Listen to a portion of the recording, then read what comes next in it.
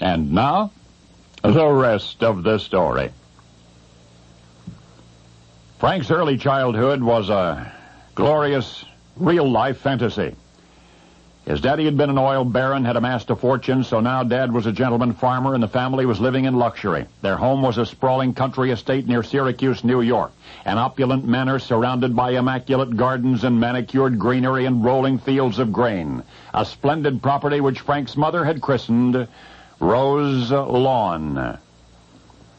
And life at Rose Lawn was everything a little boy could wish for. Adoring parents, plenty of room to romp and play. In this way, Frank's youth was unmarred by conventional childhood trauma until one day, Frank was exploring his father's grain fields. The boy and his mind were wandering equally happily. And then at once he was jolted from his daydreams. It was a stranger, someone young Frank had never seen before, a figure towering over him, standing rigid, silent, alone. And Frank ran home, terrified. And for months thereafter, each night the same nightmare. He would meet the stranger again in his father's field, and in those dread dreams the stranger would chase him, and then Frank would wake up. It seemed such an unfair blemish on a boy's otherwise carefree childhood. For he was so happy at Rose Lawn until bedtime. But then in slumber he would walk the open fields once more, only to meet and be pursued by a nameless, faceless stranger. But then one day that stranger got a name and a face. By now Frank is a grown man with a family of his own, a wife and 4 sons. There's a timid knock at his study door. His youngsters have brought some neighborhood friends to the house to hear another of Daddy's marvelous stories.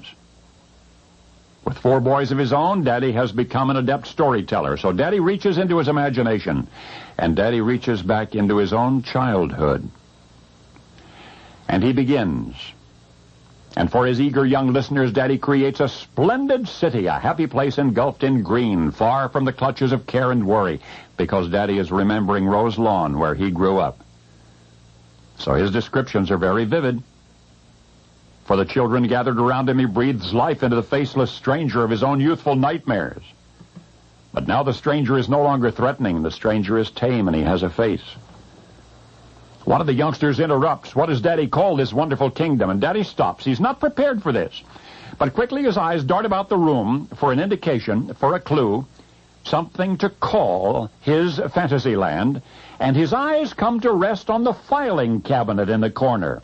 And without blinking, he speaks what he reads on the lowermost file drawer.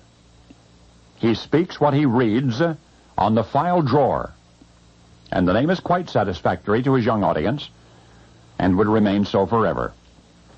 For one day Daddy wrote down the story he told of the carefree metropolis engulfed in green, which he called Emerald City, and the one sinister stranger he'd met in his father's field, which in reality had been nothing more than a scarecrow.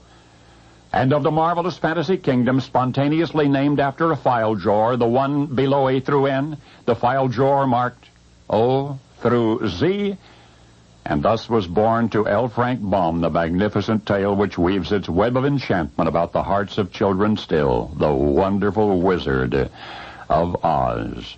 And now you know the rest of the story.